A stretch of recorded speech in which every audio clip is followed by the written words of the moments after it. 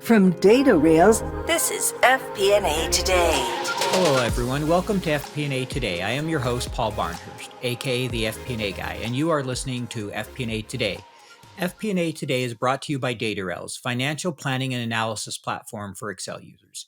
Every week, we will welcome a leader from the world of financial planning and analysis and discuss some of the biggest stories and challenges in the world of FP&A.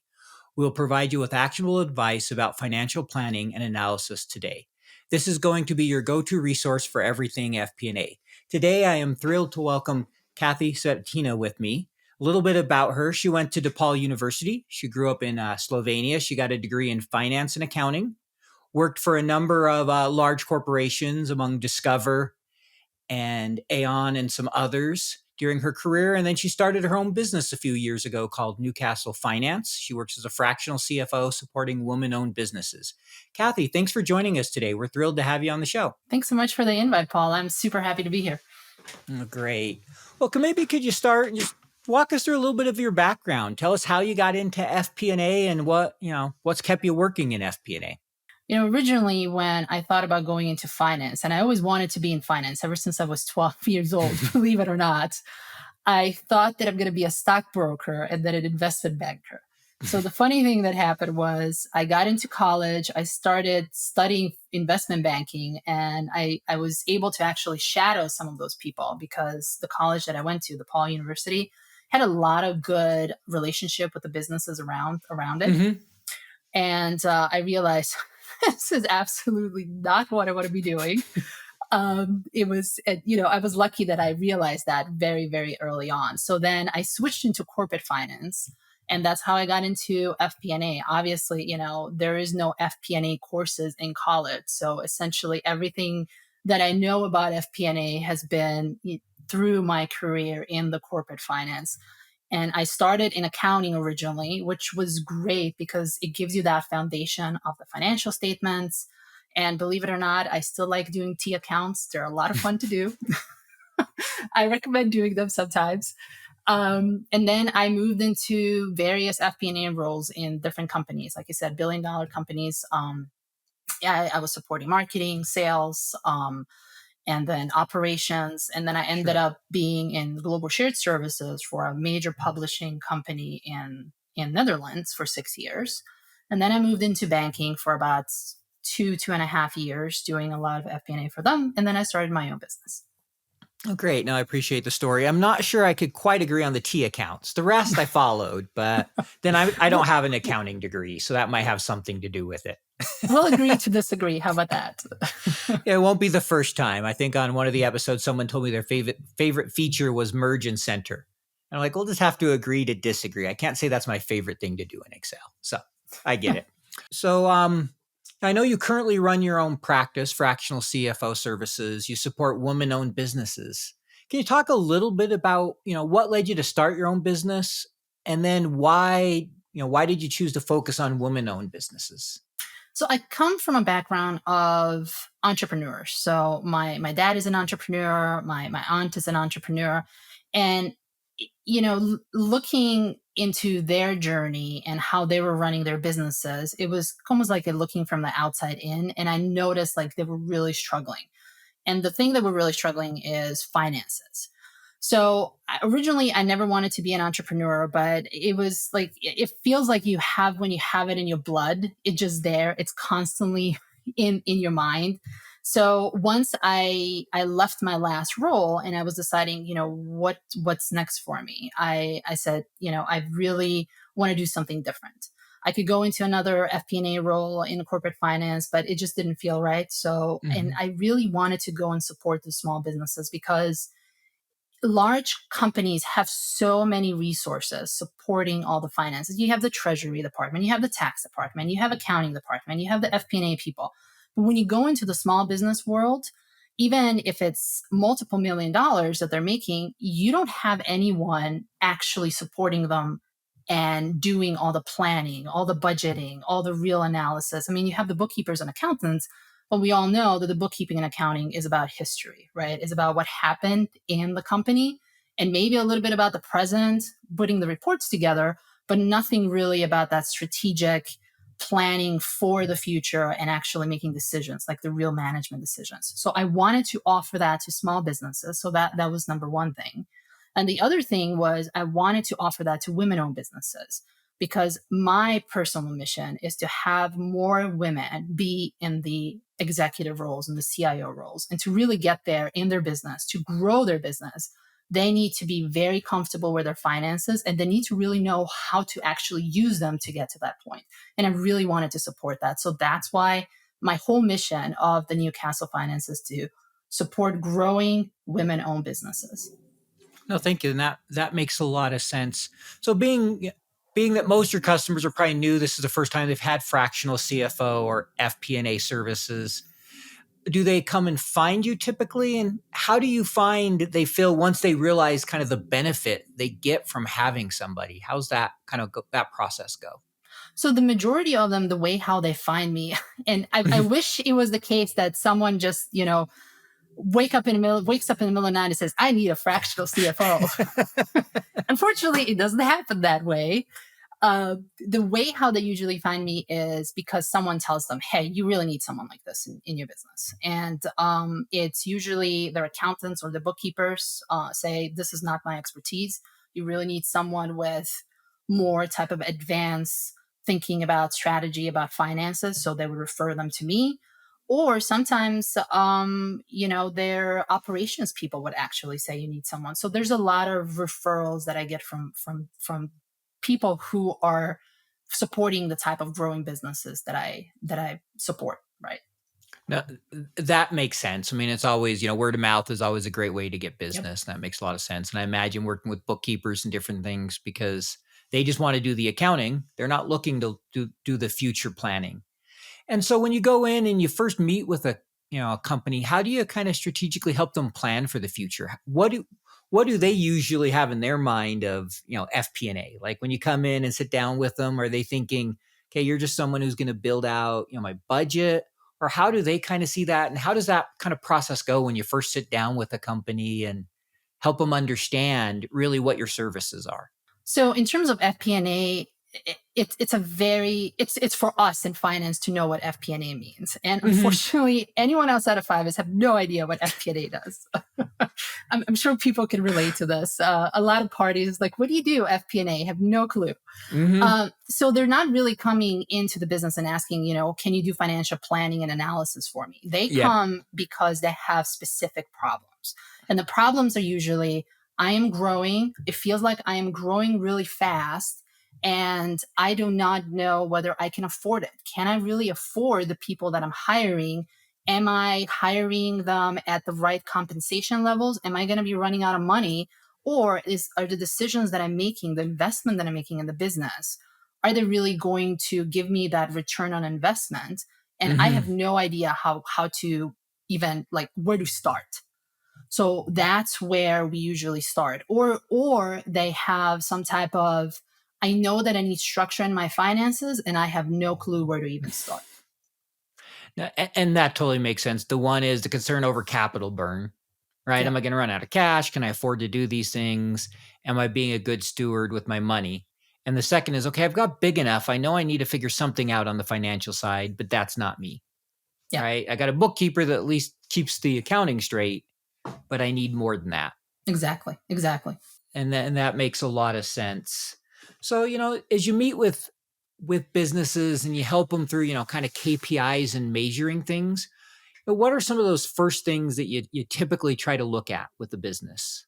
So the first thing, and you have to keep in mind that a lot of these businesses, they do not have the luxury that big businesses have. They don't even have the data there. So we have to really start with, what do you really have? What type of systems, what type of software are you using to get you the data that you need to have? So that's number one. The question is the data even there? And if they have the data, is the data even accurate? And if it is accurate, how easy is it to get it? Do you have to essentially jump through 10,000 different hoops to get the data on a monthly basis that you need? Because that's not optimal at all. So if you have to wait 10 weeks to get a particular set of data when it's already outdated, that's not good. So those are the things that we look at. So once you have the data, you know that it's accurate, it's easily accessible, and you can actually replicate to get that data, then we start looking at how are you going to be using it, right? And it really depends on a business. It depends on where they are and what type of phase they are in their growth. Do they have any initiatives happening? What are they currently focusing on? Are they focusing on growing their sales? Then I would look at their CRM. What type of information is their CRM giving them, right? One of the things that I always get excited is if I see the CRM is that if they have confidence levels, the minimum and maximum of the sales deals, when is a deal going to be closed? Because that is a type of information that I can use as a fractional CFO to figure out their revenue and their cash flow in the next, Mm-hmm. 3 to 6 months, depending on the pipeline. So those are the type of information that we can actually put in, and then we start develop the KPIs. But the KPIs are really dependent on the business. And the Sure. major one, I would say one that it's really, really important, especially for the growing businesses that I go and work with, is cash. It's always, always cash. Sure.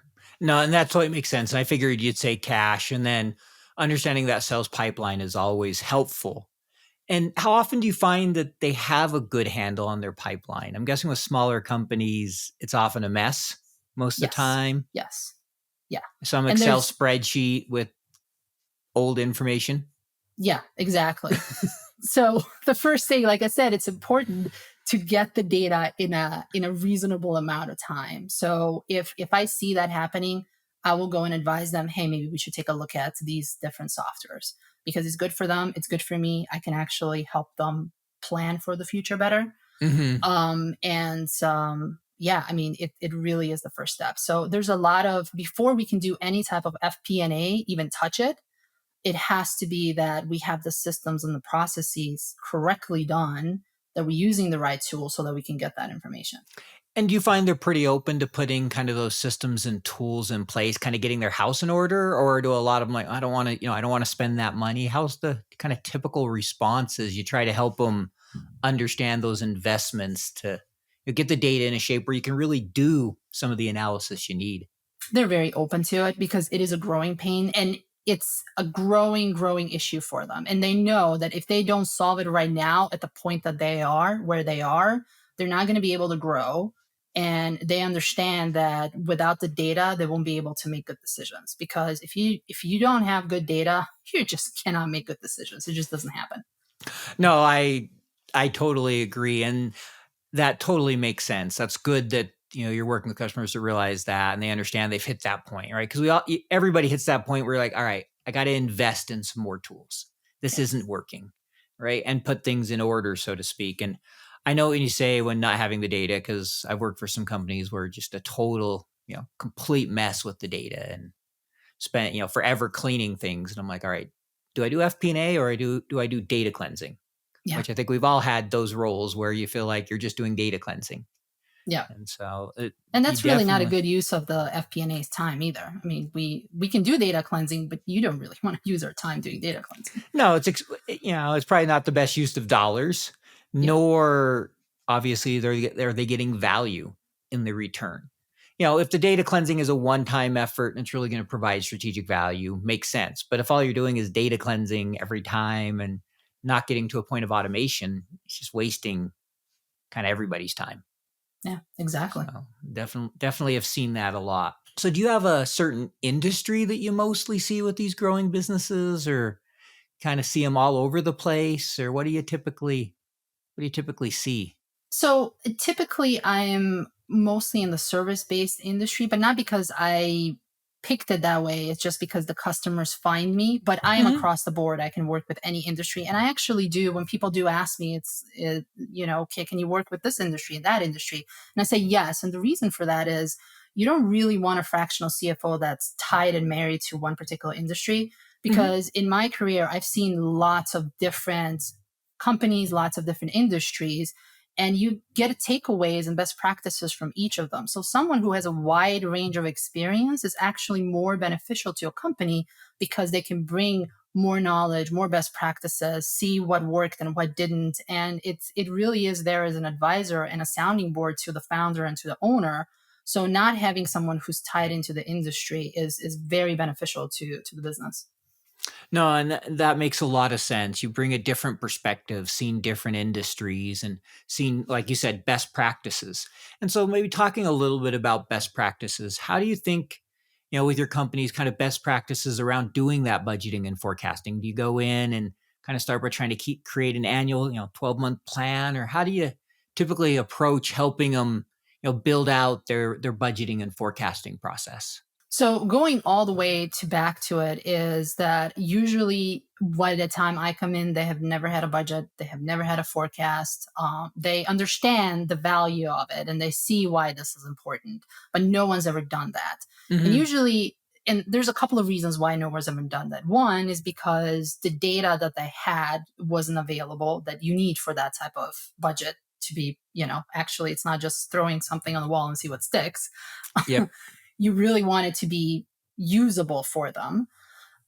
So that's why. So that's why I said first starting with the data and making sure that the accounting is done correctly. Because if the accounting isn't done correctly, then we have to go and scrub a lot of that. So a lot of times, what I would go into the business before I do any type of work for myself, I would do the financial health check, making sure that their accounting is done right, that they have an appropriate bookkeeper, that I have someone who does their taxes, in the day if they have the data. If they don't have the data, then we have to start going deeper and getting that type of data. Once we have all of that, and that is usually 6 to 8 months right there to get them prepped for the budget and for the forecast. Once we have all of that, then we can start doing the budgets.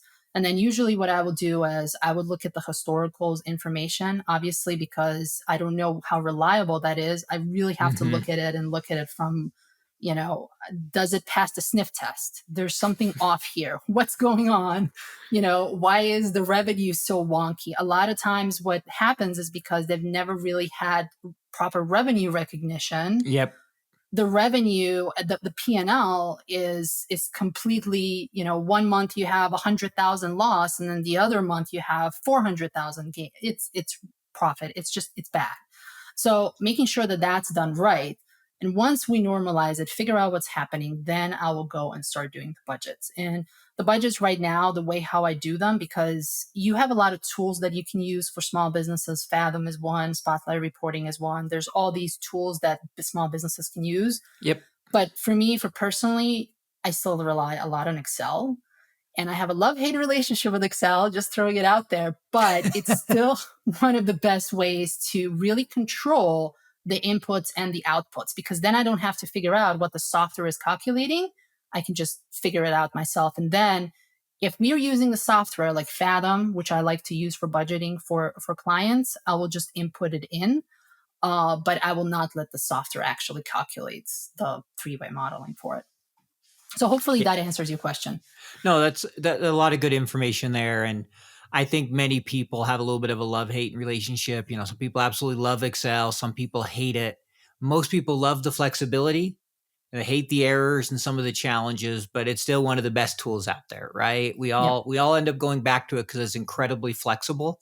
And as I Mm-hmm. heard one CEO put it, it's basically the operating system for finance in many ways, which is amazing because it's a 40-year-old technology. It really is a credit, I think, to what Microsoft's done, that they've managed to, make it such a used tool after all these years. There's not many programs that are that old that are still that extensive. So impressive there. As far as the budgeting and forecasting, a lot of that makes sense, right? You mentioned the months of getting the data in order and the time to clean that all up before you can really get to it, especially the whole cash versus accrual accounting. Mm-hmm. I did, we bought a company that I did the model on, and it took a while to figure it out. As we start looking at the model, we're like, all right, this has to be cash accounting. There's no way that all the insurance benefits should be in 1 month every year. Yeah. Right. It's kind of expense throughout the year. And so trying to figure that all out and get it to a sense where, okay, when that company comes over, we now need to treat this all as accrual and restating and all those fun things. So that's a big project to help them get to that point, to really understand how the books need to be to make sure you're budgeting and forecasting cash correctly. Yeah. Right. And all those type of things. So that makes a lot of sense. You know what it is like 13 different spreadsheets emailed out to 23 different budget holders, multiple iterations, version control, errors, back and forth updates. You never really feel in control of the consolidation and collection process. Yep, I've been there. Stop, breathe. DataRels is the financial planning and analysis platform for Excel users. DataRels takes data from all your company's disparate sources. No organization is too complex, consolidating everything into one place, secured in the cloud. Now all your data finally talking to each other. Everything is automated back into your report in Excel. Cash flow, FX conversion, intercompany transactions, now automated and up to date. Drill down and variance analysis in seconds. Don't replace Excel, embrace Excel. Turn your Excel into a lean, mean FP&A machine. Find out more at www.datarels.com. So, before you started your own business, you worked for a couple, large companies, and it sounds like a couple different industries. What did you see between the different companies as you kind of went through your career?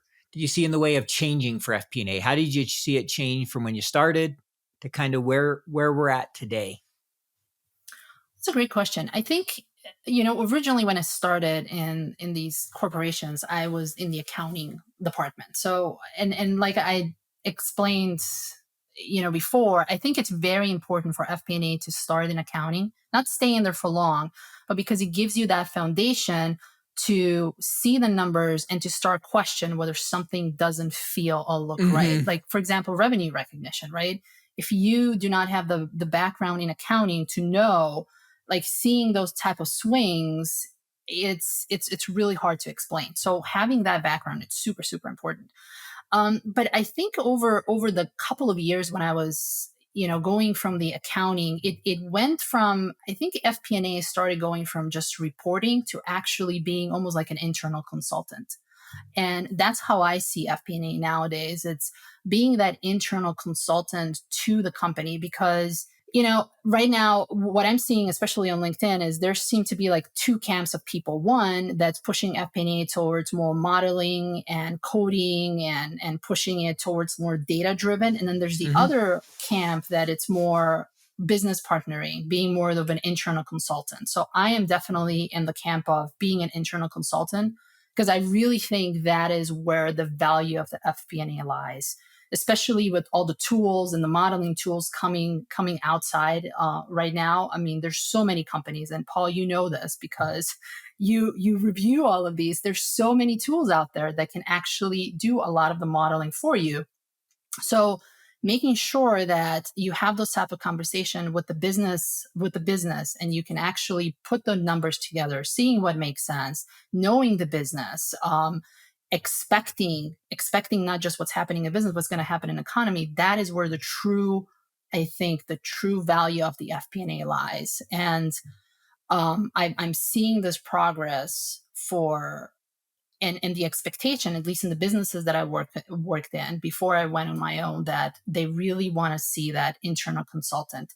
And, no one else in the business has access to all the data and to all the tables that we sit in. I mean, you can easily go to sales, marketing, you can go to the CFO, you can go to the C-suite. You have access to all of this when you're in FP&A. No other department has that. And that is so valuable for FP&A.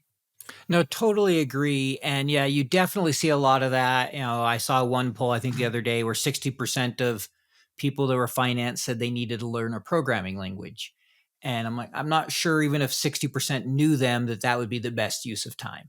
Obviously there is a challenge of the technical skills and they continue to grow, but where you add the real value, and I would totally agree with you, is on the consulting side. And that's what I've seen. I used to like to think of it as almost, instead of FP&A, it was FP&R, just financial planning and reporting.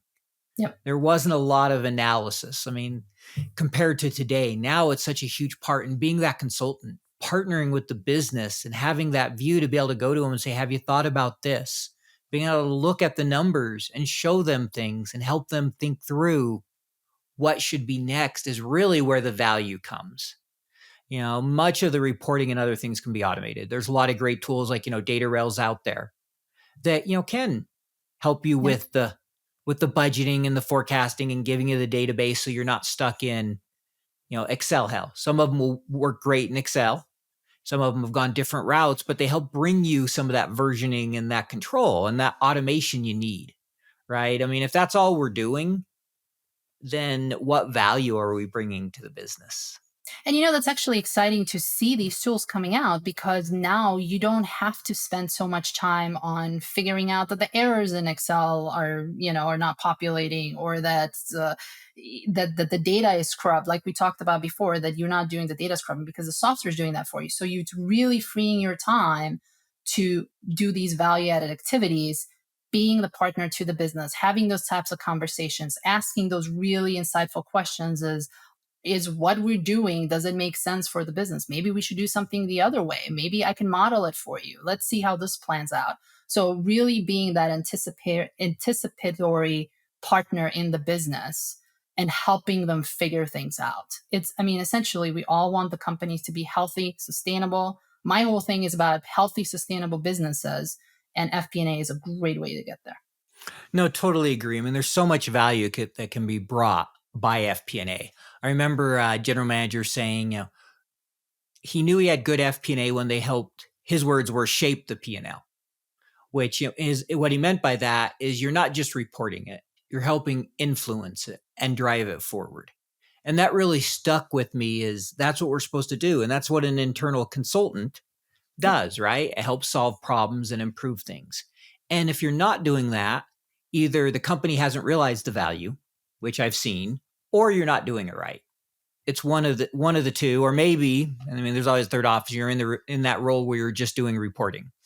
I guess if that's what you like, that's fine, but I don't think of that as FP&A.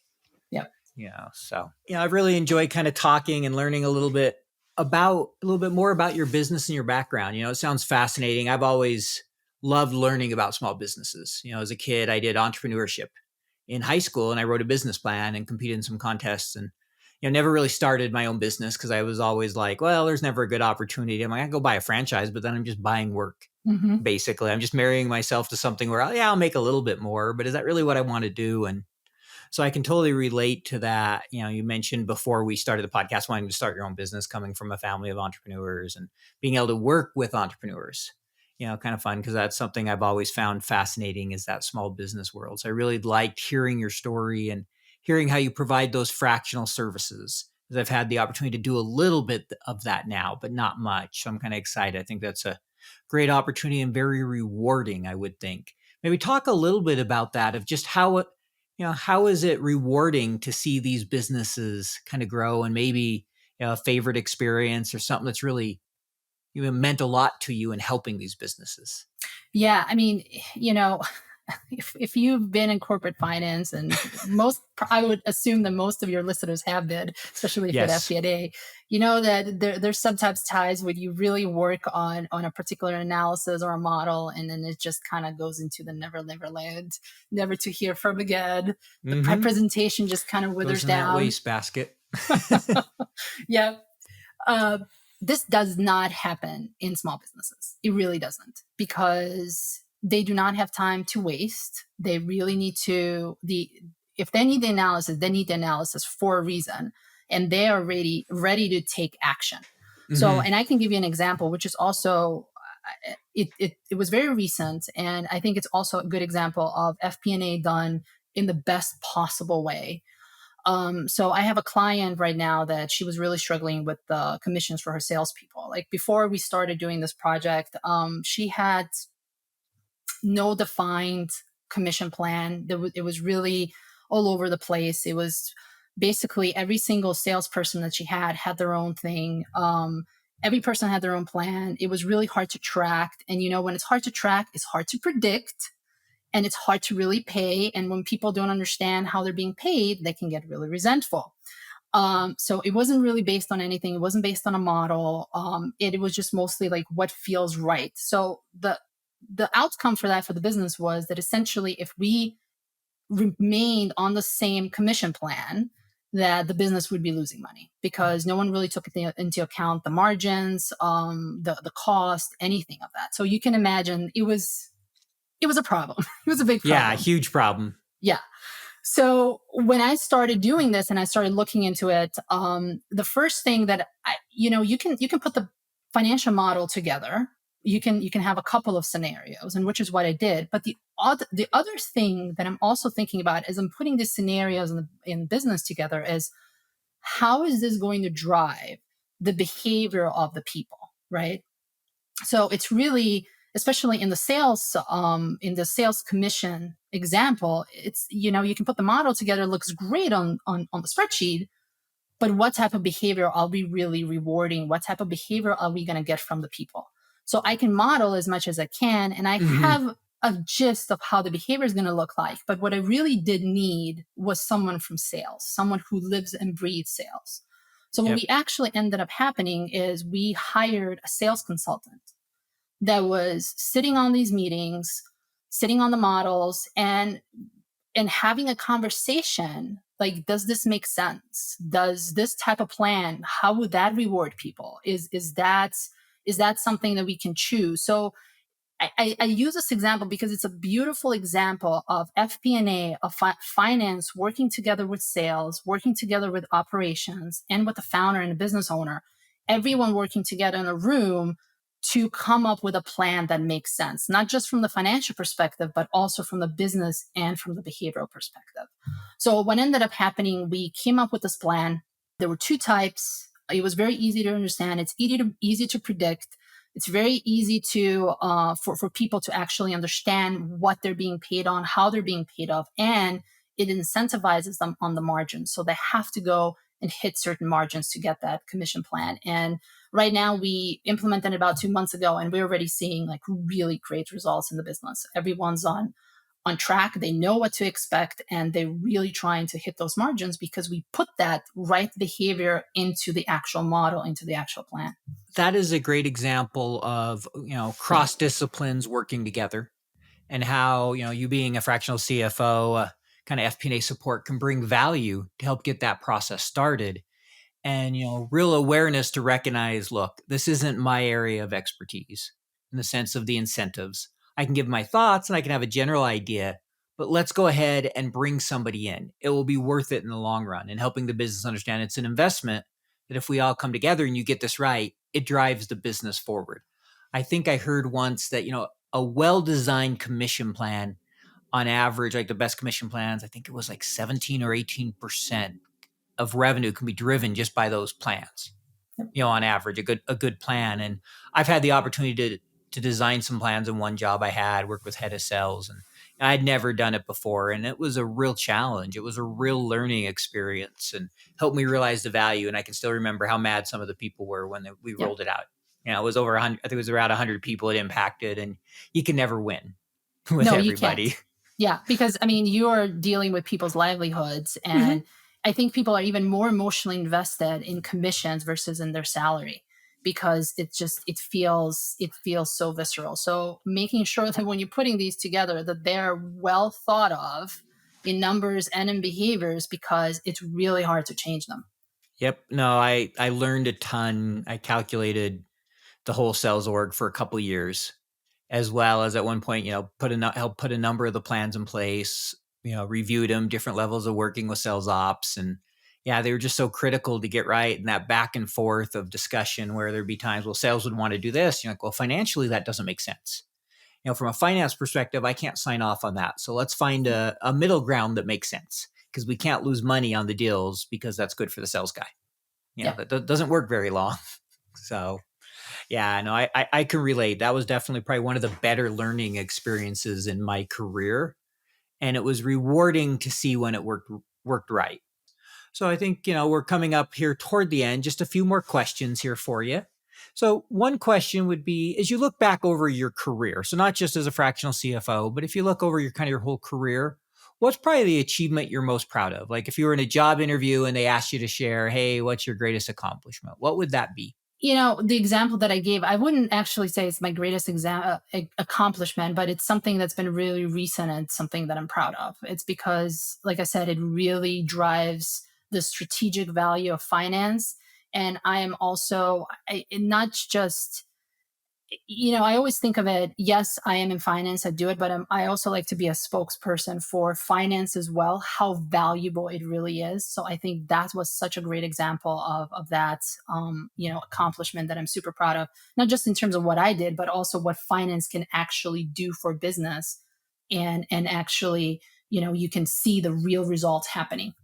No, thanks. That's great. And I thought you might share that one, and I can see why.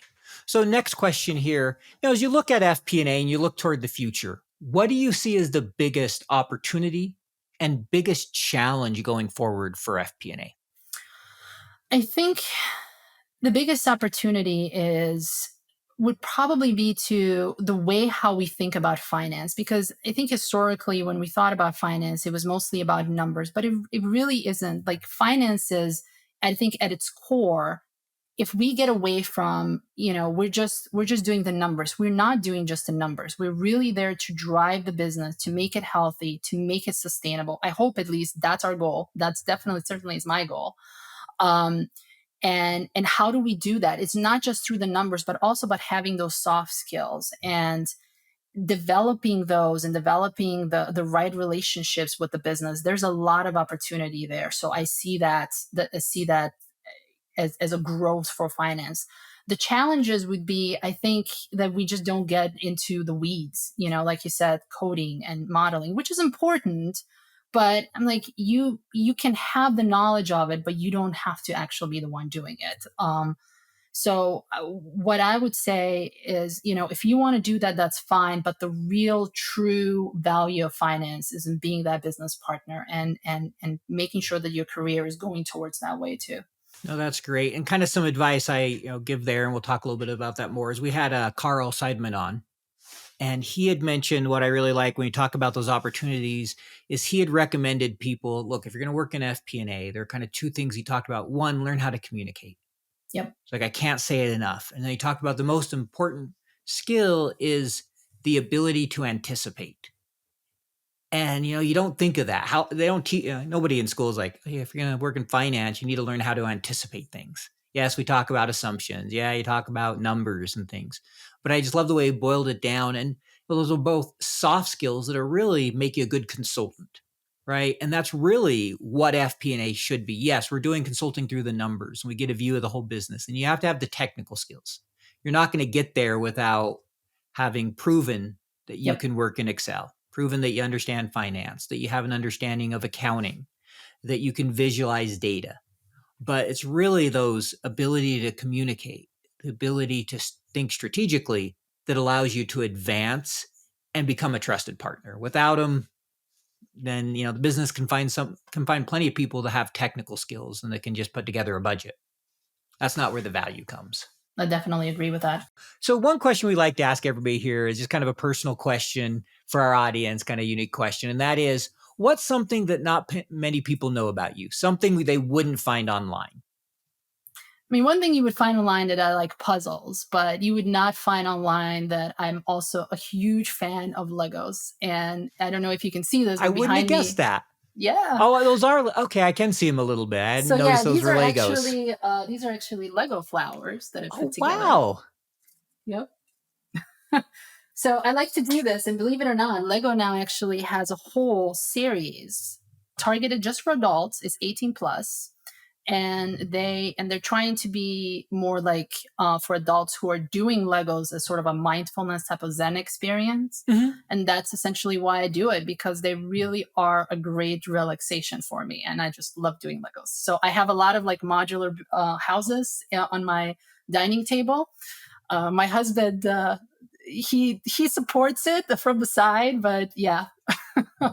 That's great. I mean, most of my Lego experience has been when I'm playing with my 9-year-old daughter and, helping her build something. So my wife does like to sometimes just put them together. Like, she has a few kits that she's kept to herself. She's like, I'm not letting because the pieces will be lost. And I just want to actually put it together. Yep. So she has a little bit of that as well. She enjoys that. So I can see that. That's fun. So, Datarels is our sponsor for this podcast, and they're big fans of Excel. So one question we like to ask everybody, I know you mentioned your love-hate relationship with Excel. and some of those challenges. But what's your favorite Excel function and why? My favorite, absolute favorite Excel function is, and I think when I only started using it about a year and a half ago, and I think like the heavens opened and the angels came down when I started using this, and I'm not exaggerating here. Wow, the angels come down. That and the rainbows and puppies came too. It's Power I'm picturing Query. that in my head. Yep, I'm with you on that one. Power Query. You cannot beat that. And if you do not know Power Query, please go learn it. It will change your life. 100% agree. And I'll tell two things related to that because I am an evangelical that preaching learn Power Query. So the first is, I started a job about 5 years ago, didn't know what Power Query was and was asked to do this project and started researching. And I'm like, oh, Excel is Power Query. And then I'll Power Pivot. And within like 2 months, I had built this model that allowed us to see all the transactional data with the forecasts. We didn't have that system in place. And this was a global company that was going from a holding company trying to combine all the companies together, and they'd done 50 acquisitions. So it was total data mess, right? Systems everywhere. And finally, I'd put in an ERP. And after just a few weeks or a few months of the FP&A teams in the different areas getting to use this tool, which was very kludgy. It was a terrible model. I just built it and first time. We were able to convince them that they should build it globally, and it's still used by that company. And it started with me learning Power Query. Now, I also learned some Power Pivot and the data model, and it went beyond that. But it opened a whole world to me. And when I think about Excel and Excel training, I don't know if you saw it, but I put a post out this week on LinkedIn, very, lots of comments, a lot of back and forth. And I said, I think the way we're training Excel is wrong. I think learning how data is structured, how Excel tables work should be taught very early because that opens the world to Power Query. It opens the world to Power Pivot and to do analysis that you can't do otherwise. Yeah, some people can figure it out in formulas when they have that PhD and they write super complex formulas that nobody else can ever figure out. We've all inherited that model where you're like, I'm starting over because it's going to take me 2 days just to figure out this one page. And there's 30 pages in this model, and Power Query changes that. It really does. Exactly. And I think with Power Query, it really helps if you have at least a little bit of a background in relational databases. Yes. And I actually took that. And I know I said no coding in FP&A, but originally in college, I took a couple of SQL classes. I took a database class. And the reason for that was not because I wanted to do it, but because I wanted to have that knowledge. And if you just have the basic knowledge of that, you'd be great at Power Query. Yeah. No, my first 2 years, so I did a Master of Science in Information Management with an MBA in Finance. I originally started in procurement and then switched directions when I pretty quickly realized writing government contracts was not what I was doing for 30 years. So I went back to school and did finance and that Master of Science. So I had a database class as well. Learned a little bit of SQL. And my first job after I'd done a little bit before, I did a little bit of a business analyst role right before I went to school. I'd done a little bit, was writing a lot of SQL. Working in Access databases. And that gave me a really good foundation and has been very helpful because understanding how to get the data when you need to is very valuable. It's not where you should be spending all your time. And totally, I agree with you there. And I don't necessarily think of SQL as coding, but it's a step. It's close, right? It's along those paths. And so I'm a big fan of what you can do by having that understanding. And there's so many tools now like Power Query where you don't really need to learn SQL. You can do probably 80% of what you need just through the interface with some basic training, learning how data is structured. Relational data is really valuable. I preach that a lot of understand what a normal table is versus trying to put summarized data in a pivot table, which drives me crazy when I see that. Oh, yeah. And I would say, know just enough to be dangerous. Yeah, that's what I like to say. As I told one person, he inherited my processes and he was a technical guy they brought in. And I was kind of helped training him as I was rolling off to a new company. And he knew Python and all kinds of things, very technical. And I said, I did this all in Excel. And as I told him, I go, it was the janky way of doing things. That's the definition I'd use. I call it, it's a very janky process. And he was always like, I'm amazed you did all that in Excel. How did you ever get it to do all that? And 90% of it was through Power Query. Wow. And then the Power Pivot data model. I mean, very few formulas, almost no using formulas. And it Then they went through and really built it with a database and put in the tools that we all need to really do the job right. Of course, as I leave, then they invest the money to do it. But come on, couldn't you have done that a couple of years ago? It always But happens that way, right? That's how it works. So I'm with you. As you can tell, I'm a big fan of that one. But I know we're coming up on the end of the time, so just have one more question for you. So, what advice would you offer to our audience if they asked you what they should do today, the number one thing they should do to become a better FP&A professional and to be that consultant versus that technical support person? We talked a lot already about this, about focusing on the soft skills such as, presentations, persuasion, and listening. Listening is a big one. And you can go in a variety of different ways. Obviously, you can take courses, you can go and read a lot of books.